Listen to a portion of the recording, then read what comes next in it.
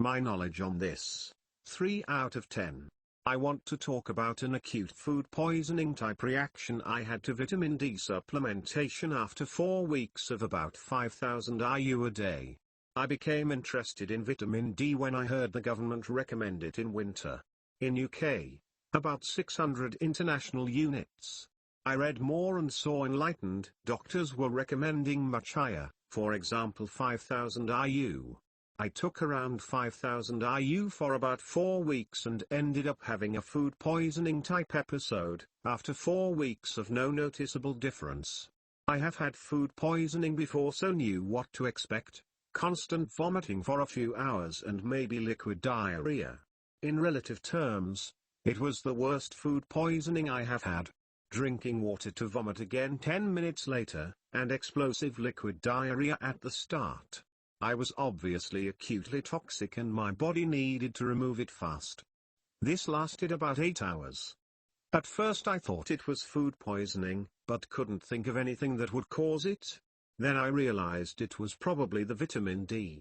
I had heard about vitamin D softening hard calcium out of the bones and into the bloodstream, and could cause hypercalcemia.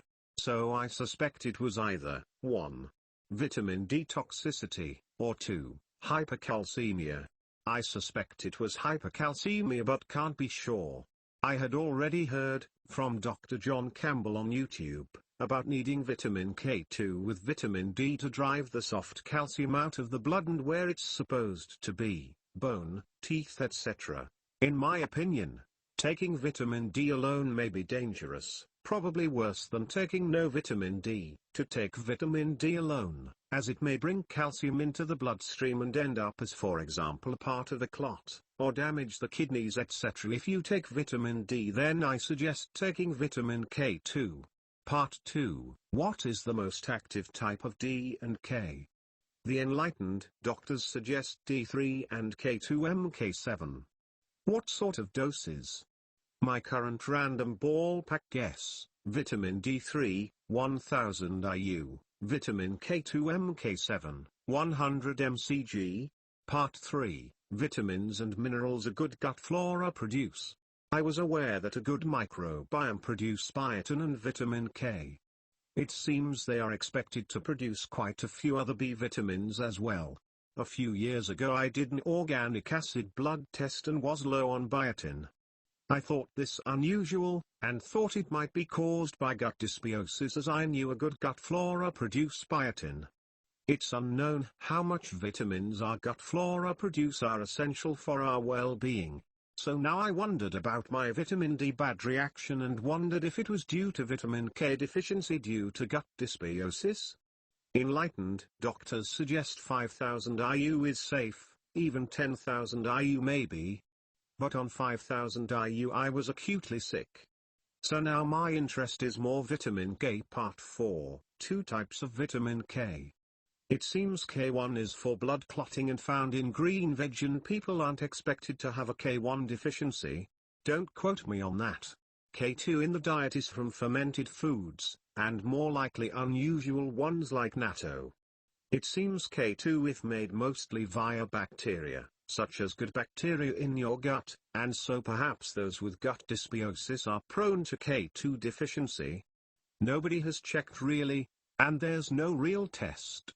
Possibly there's a test for racehorses, but humans are expected to just get on with it. Part 5. What type of K2? Answer: K2-MK7. K2-MK7 is a natural form and the most we know of. It has a half-life in our blood of days. Scientists developed a synthetic form, K2-MK4, but it has a half-life of minutes. You need to take big doses of MK4 like 3 times a day. Go for K2-MK7. The 7 and 4 are to do with the branch chains of the compound, like MK4 has 4 and MK7 has 7, etc. Part 6. Who to follow on this Vit D3 and K2-MK7 subject? There's plenty on YouTube. Dr. Eric Berg is a good one. And the Better Bones Doctor. Many others.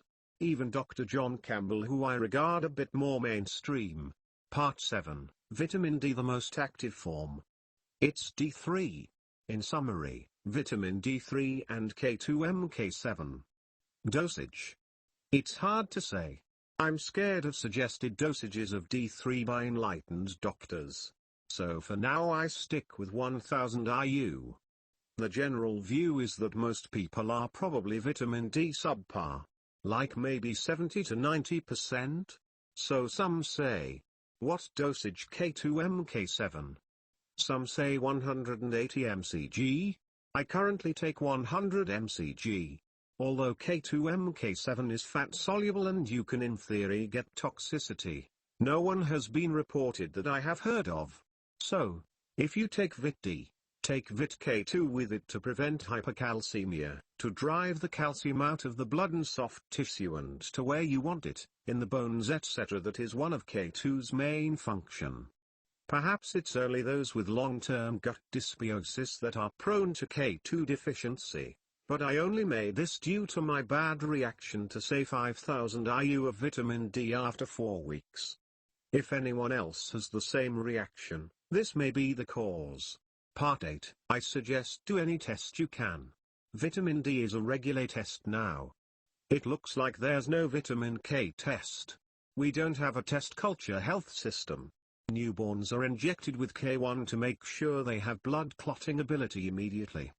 Final words, vitamin D3 and vitamin K2MK7. Do your own research. Please note, I could be talking rubbish. D3. K2MK7.